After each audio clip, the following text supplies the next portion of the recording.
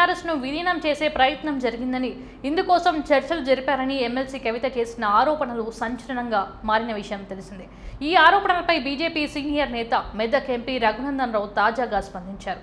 BRS కుటుంబ కలహాల్లోకి కవిత బీజేపీని లాగుతుందని మండిపడ్డారు. బీఆర్ఎస్లో ప్రస్తుతం కవిత చెల్లని రూపాయిగా మారిందని విమర్శించారు. ఆ పార్టీలో కేసీఆర్ కుటుంబంలో జరుగుతున్న అంతర్గత గొడవల్లోకి కవిత బీజేపీని లాగుతుందని ఆరోపించారు. బీఆర్ఎస్తో పొత్తు పెట్టుకోవాల్సిన అవసరం బీజేపీకి ఏమాత్రం లేదని ఆయన స్పష్టం చేశారు. బీజేపీ అధిష్టానం కానీ రాష్ట్ర నాయకత్వం కానీ ఆ దిశగా ఎలాంటి చర్చలు జరపలేదని రఘునందన్ రావు తేల్చి చెప్పారు. ఎమ్మెల్సీ కవిత చేసిన ఆరోపణలపై బీఆర్ఎస్లో తనపై తప్పుడు ప్రచారం చేస్తున్నారని, సోషల్ మీడియాలో తన వ్యక్తిత్వ హననం జరుగుతుందని కవిత ఆరోపించిందని గుర్తు చేశారు. ఈ ఆరోపణలపై తెలంగాణ ప్రభుత్వం ముఖ్యమంత్రి రేవంత్ రెడ్డి స్పందించాలని డిమాండ్ చేశారు. రాష్ట్ర ముఖ్యమంత్రిగా రేవంత్ రెడ్డి ఈ ఆరోపణలపై విచారణ జరిపించాలని కోరారు. కవిత వ్యక్తిత్వ హననానికి పాల్పడుతుంది ఎవరనేది తేల్చాలని డిమాండ్ చేశారు.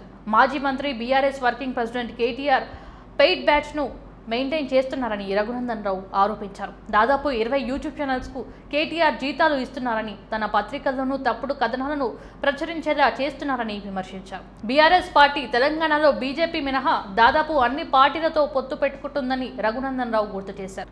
కాంగ్రెస్తో అంటకాగుతూ 2014లో ఆ పార్టీని విలీనం చేసేందుకు కేసీఆర్ ప్రయత్నించారని గుర్తు చేశారు. కుటుంబం మొత్తం ఢిల్లీకి వెళ్లి సోనియా గాంధీ కాళ్లపై పడ్డారని చెప్పారు. బీఆర్ఎస్ వల్ల తెలంగాణ ప్రజలకు రూపాయి ప్రయోజనం కూడా లేకుండా పోయిందని చెప్పారు. అమరవీరుల కుటుంబాలకు సైతం రూపాయి కూడా దక్కలేదని రఘునందన్ రావు చెప్పారు. తెలంగాణ రాష్ట్రం ఏర్పడిన తర్వాత కేవలం కేసీఆర్ కుటుంబ ఆస్తులు మాత్రమే పెరిగాయని ఆరోపించారు. టీఆర్ఎస్కు తెలంగాణ ప్రజలు వీఆర్ఎస్ ఇచ్చారని ఎద్దేవా చేశారు. ఇలాంటి కుటుంబ పార్టీతో పొత్తు పెట్టుకోవాల్సిన అవసరం తమ పార్టీకి లేదని కుండ బద్దలు కొట్టారు. తెలంగాణ బీజేపీ సొంతంగానే ఎదుగుతుందని రఘునందన్ రావు పేర్కొన్నారు. రాష్ట్రంలో పలు అభివృద్ధి కార్యక్రమాలు చేపడుతుందని, బీజేపీ ప్రజలకు చేరువ అవుతుందని చెప్పారు.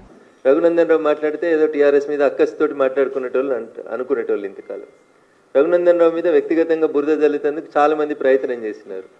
సోషల్ మీడియాలో ఇంకా కూడా నిన్న మా చెల్లె కవితమ్మ చెప్పినటువంటి పెయిడ్ ఆర్టికల్స్ రఘునందన్ రావు మీద రోజు రాపిస్తూనే ఉన్నారు.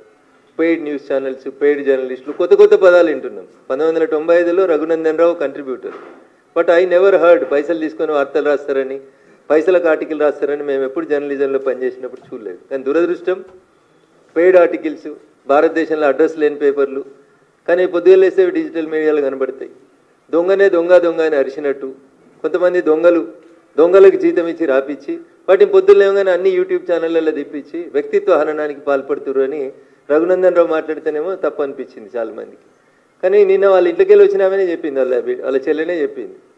వేరే దేశాలలో పెట్టి వ్యక్తిత్వ హననానికి పాల్పడుతుర్రు, ఆడబిడ్డను మీ ఇంటి బిడ్డను నా వ్యక్తిత్వాన్ని హననం చేస్తే కూడా ఇది చేస్తలేరా అని నేను రాష్ట్ర ప్రభుత్వాన్ని ఈ సందర్భంగా సూటిగా అడుగుతా ఉన్నా. ముఖ్యమంత్రి గారిని వ్యక్తిత్వ హననం చేసిర్రు, నన్ను చేసిర్రు, ఆఖరికి ఆ ఇంట్లోకెళ్ళి వచ్చిన ఆడబిడ్డ అని చెప్పుకున్నామే నిన్న ఆమె చెప్పింది వేరే దేశాలలో పెట్టి వ్యక్తిత్వ హననం చేస్తూ ఉన్నారు, పెయిడ్ బ్యాచ్ల్ని నడిపిస్తున్నారని. కవిత ఎవరిని ఉద్దేశించి పెయిడ్ ఆర్టిస్టులను పెట్టిర్రు, పెయిడ్ బ్యాచ్లు పెట్టి నడిపిస్తున్నారని చెప్తుందో రేవంత్ రెడ్డి గారికి, రాష్ట్ర ముఖ్యమంత్రి గారికి తెలిసే ఉంటుంది. అందుకని ఆ పెయిడ్ ఆర్టిస్టులని, ఆ పెయిడ్ బ్యాచ్ని అందరినీ కూడా వెంటనే కేసులు పెట్టి రిమాండ్ చేయాలని నేను కూడా డిమాండ్ చేస్తా ఉన్నాను. ఎందుకంటే వ్యక్తుల వ్యక్తిత్వాన్ని హననం చేసేటువంటి అధికారం ఆర్టికల్ 19 మీకు ఇవ్వలేదు. ఫ్రీడమ్ ఆఫ్ స్పీచ్, స్వేచ్ఛ మీకు ఉందని చెప్పి మీరు ఎవరి మీద పడితే వాళ్ళ మీద ఏది పడితే అది రాసే అధికారం ఎవరికీ లేదు. ఏ ఛానల్కి లేదు, ఏ పేపర్కి లేదు, ఎవరికి లేదు.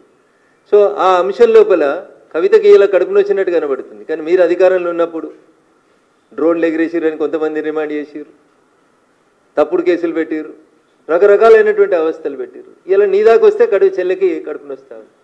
అయినా ఈ పంచాయతీ ఈ రాష్ట్రంలో టీఆర్ఎస్ లేదు అని చెప్పడానికి నేను చేస్తున్నటువంటి ప్రయత్నం. టీఆర్ఎస్ ఏడుంది రాష్ట్రంలో?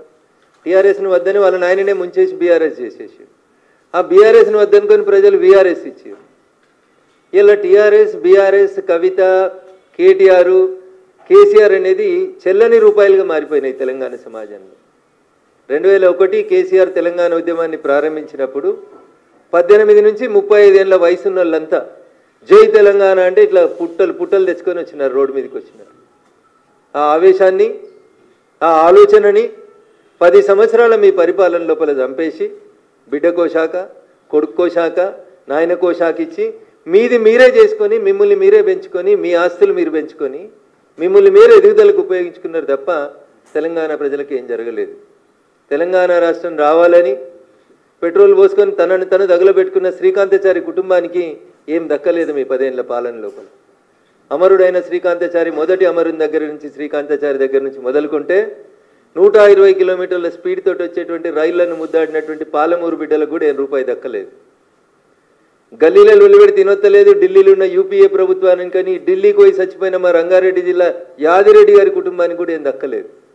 1200 మంది కుటుంబాలు అమరులైతే అన్నకో శాఖ, చెల్లెకో శాఖ, నాయనకో శాఖ, ఆస్తులు పంచుకునే శాఖలు పెట్టుకున్నారు తప్ప మీ ఆస్తులు పెంచుకున్నారు 10 ఏళ్ల తెలంగాణ రాష్ట్ర సమితి పాలనలో తప్ప తెలంగాణ సమాజానికి ఏం దక్కలేదు. అందుకనే మిమ్మల్ని వద్దనుకుంది సమాజం, మీ కుటుంబాన్ని దూరం పెట్టాలనుకుంది సమాజం. టీఆర్ఎస్ ఎలియాస్ బీఆర్ఎస్కి వీఆర్ఎస్ ఇచ్చి పంపించేసారు. దాన్ని మళ్ళా చచ్చిపోయినటువంటి పాముని తిరిగి బతికించడం ఎట్లా? ఇగో దీనికి బ్రాండింగ్ పంచాయతీ. అన్నోదికు బ్రాండింగ్ చేసుకుంటున్నాడు. 30 మెడికల్ కాలేజీలు పెడితే మాకు పేరు రాలేదు కానీ 30 యూట్యూబ్ ఛానళ్ళకి జీతం ఇచ్చి బాగా గొప్పగా బ్రాండింగ్ చేసుకుందాం అనేటువంటి బ్రాండింగ్లో ఉన్నాడు కేటీఆర్. దానికి ఆయనకు తెలుసు ఈరోజు కాకపోతే రేపైనా వీళ్ళందరినీ ఈడ అధికారంలో ఉన్న ప్రభుత్వమో ఆడ అధికారంలో ఉన్న ప్రభుత్వమో పక్కా లెక్కలన్నీ తీసుకొస్తుంది, జైల్లో పెడుతుంది. శ్రీకృష్ణ జన్మస్థానానికి తప్పుడు కథనాలు రాస్తున్న వాళ్ళని పంపిస్తామనేది వాళ్ళకి తెలుసు. పెయిడ్ ఆర్టిస్టులకు కూడా తెలుసు.